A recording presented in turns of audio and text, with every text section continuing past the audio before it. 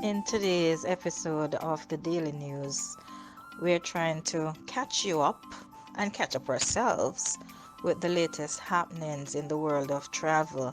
And it's always good to start with great news. And so we'll kick off today's presentation with an article that comes out of the Herald. And this is the paper based in Curacao. So Williamstead, Curacao has this for us. A second batch of team members from Sandals Royal Curacao are coming to Jamaica. And the funny thing about it, I have to just stop right there because Sandals has broken into the ABC Islands. Yes, indeed.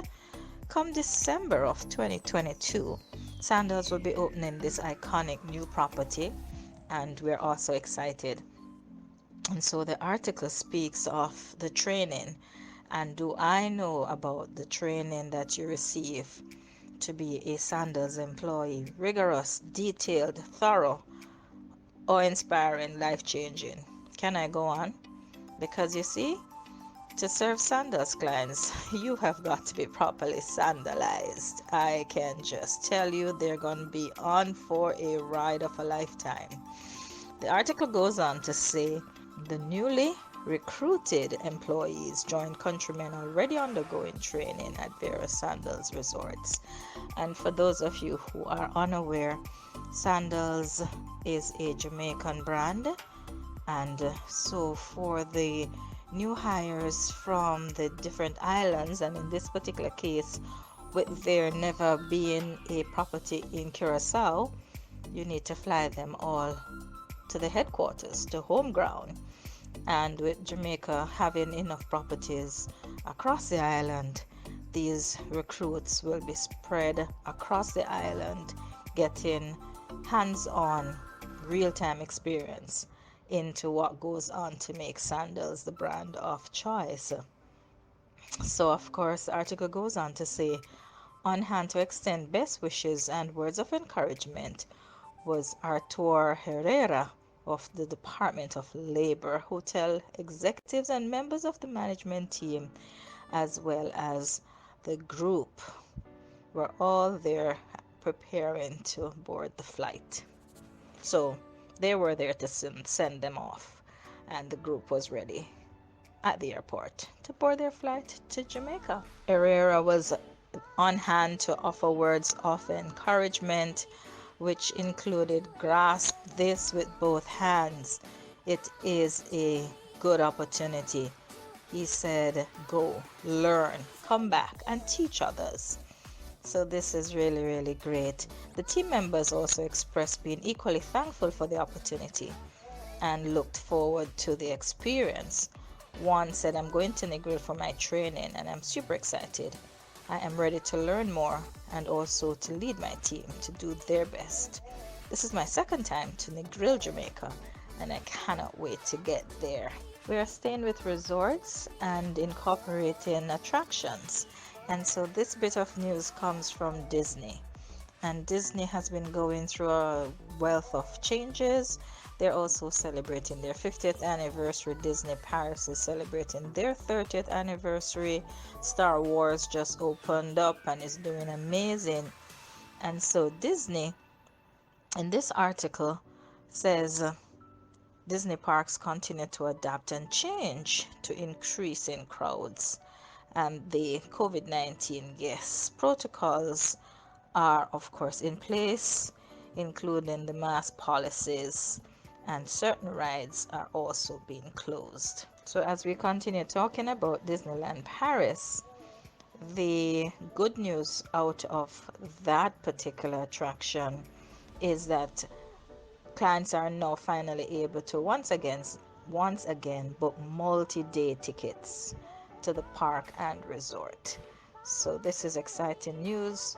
Park hopper or multi-park tickets have always been the sensible way to enjoy Disney, and when that was removed, it really impacted guests in a way that they were not necessarily sure if they would be having as fulfilling an experience there at Disney. So we're happy to see that being returned.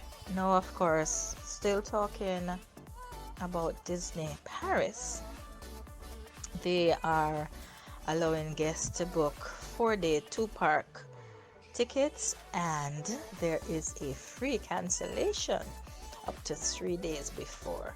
So this is also very, very good news.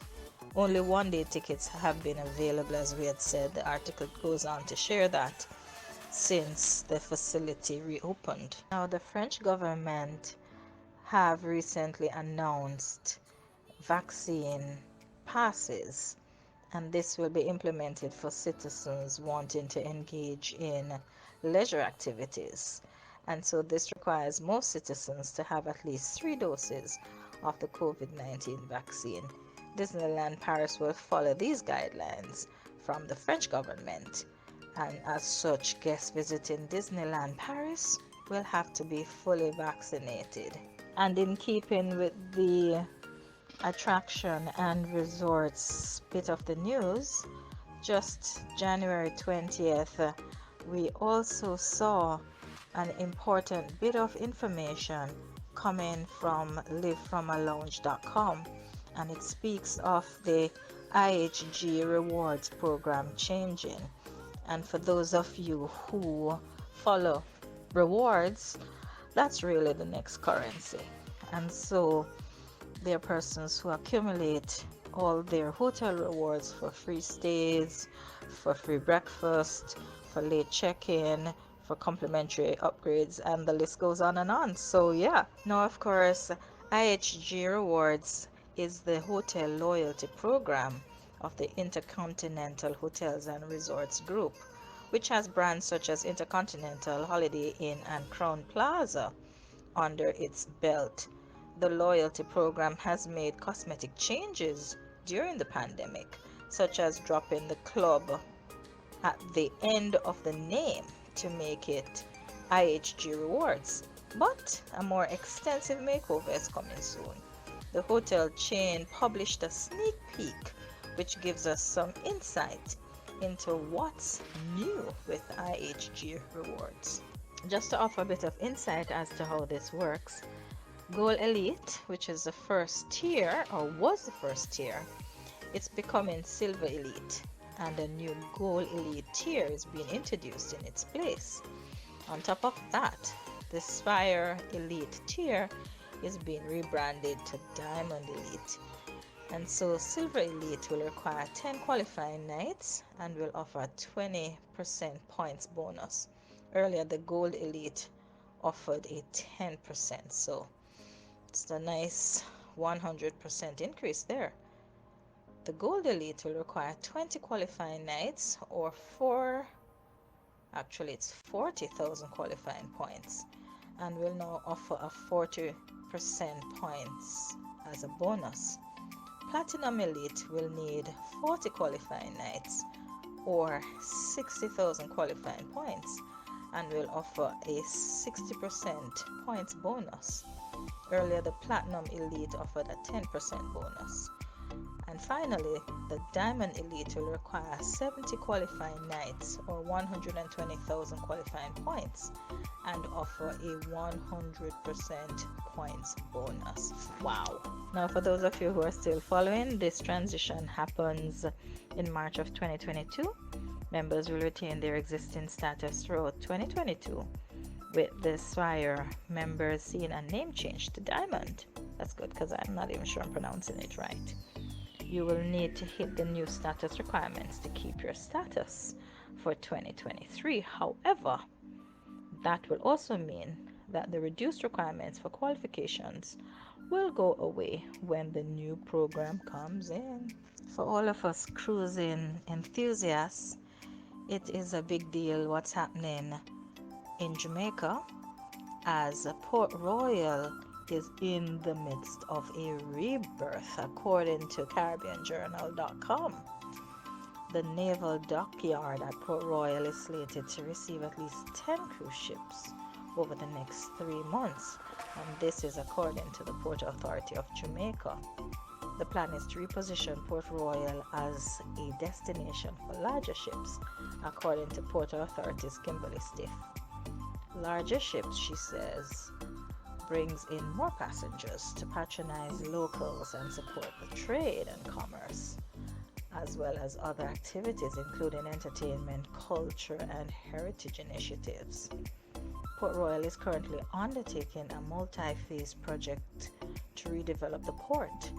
The second phase of this project includes a museum and restaurant area, with construction slated for completion by the end of the second quarter of 2022, I'm thinking. The Port Authority is also working to have as many people in the local cruise industry vaccinated as soon as possible. This is the quickest way to return to normalcy, as well as to ensure seamless and safe operations at the port. So, this has been a belly full of cruise news and resort news in the daily news feature that has long since not been a daily news, but hey, we keep the name, it sounds good. But until then, we invite you to also take a look at our blog at sharefantastictravels.com and share your comments, thoughts, and even your trip requests right there with us. We'll see you in the next one. Ciao for now.